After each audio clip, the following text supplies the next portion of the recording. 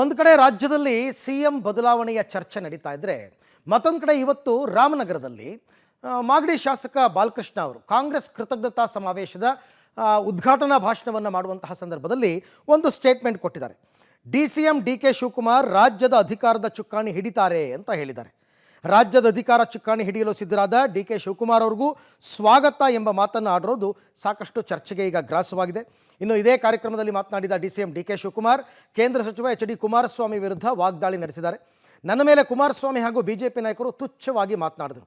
ಅದಕ್ಕೆ ಕ್ಷೇತ್ರದ ಜನ ಉತ್ತರ ಕೊಟ್ಟಿದ್ದಾರೆ. ಜನತಾದಳದ ಕಾರ್ಯಕರ್ತರು ಪಾಪ ಟೈಮ್ ವೇಸ್ಟ್ ಮಾಡ್ಕೋಬೇಡಿ, ನೀವು ಯೋಚನೆ ಮಾಡಿ ಅಭಿವೃದ್ಧಿಗೆ ಸಹಕಾರ ನೀಡಿ ಅಂತ ಹೇಳಿದ್ದಾರೆ. ಸಮಾವೇಶದ ಬಳಿಕ ಕಣ್ವ ಜಲಾಶಯದಲ್ಲಿ DCM DK ಶಿವಕುಮಾರ್ ಸೇರಿದಂತೆ ಹಲವು ಕಾಂಗ್ರೆಸ್ ನಾಯಕರು ಬೋಟ್ ರೈಡ್ ಮಾಡಿ ಎಂಜಾಯ್ ಮಾಡಿದ್ದಾರೆ. ಅವ್ರಿಗೆ ಹೇಳಬೇಕು, ಇನ್ಯಾಕೆ ಅವರನ್ನು ಇಲ್ಲಿ ಟೈಮ್ ವೇಸ್ಟ್ ಮಾಡೋದು ಬೇಡ.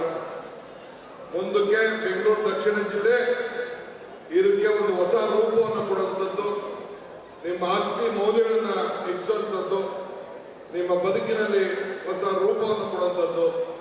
ಆ ಕೆಲಸಕ್ಕೆ ನಾವೆಲ್ಲ ಸೇರಿ ಒಗ್ಗಟ್ಟಿನಿಂದ ಕೆಲಸ ಮಾಡೋಣ ಅಂತ ಹೇಳಿ ಅನೇಕರಿಗೆ ನೀವು ತಿಳುವಳಿಕೆ ಕೊಡುವಂಥ ಕೆಲಸ ಕೂಡ ತಾವು ಮಾಡಬೇಕು.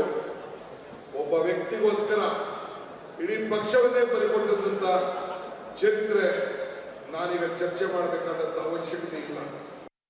ನಮ್ಮ ಜಿಲ್ಲೆಯ ಮಣ್ಣಿನ ಮಗ, ಈ ರಾಜ್ಯದ ಉಪಮುಖ್ಯಮಂತ್ರಿಗಳು, ಮುಂದೆ ಈ ರಾಜ್ಯದ ಚುಕ್ಕಾಣಿಯನ್ನ ಹಿಡಿಯಲಿಕ್ಕೆ ತಯಾರಾಗಿರ್ತಕ್ಕಂಥ ನಿಮ್ಮೆಲ್ಲರ ಆಶೀರ್ವಾದವನ್ನು ಪಡ್ಕೊಂಡಿರ್ತಕ್ಕಂಥ ಸನ್ಮಾನ್ಯ DK ಶಿವಕುಮಾರ್ ಅವರು ಕೆಲವೇ ನಿಮಿಷಗಳಲ್ಲಿ ಇಲ್ಲಿ ಆಗಮಿಸ್ತಾ ಇದ್ದಾರೆ.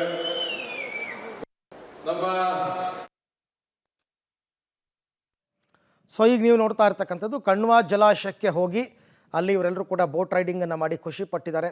ಇವ್ರ ಜೊತೆಯಲ್ಲಿ DK ಶಿವಕುಮಾರ್ ಅವರಾಗಿರ್ಬೋದು ಅಥವಾ ಮಾಗಡಿ ಬಾಲಕೃಷ್ಣ ಮತ್ತು ಚನ್ನಪಟ್ಟಣ ಶಾಸಕ CP ಯೋಗೇಶ್ವರ್ ಎಲ್ಲರೂ ಕೂಡ ಬೋಟ್ ರೈಡ್ ಮಾಡಿ ಫುಲ್ ಎಂಜಾಯ್ ಮಾಡಿದ್ದಾರೆ.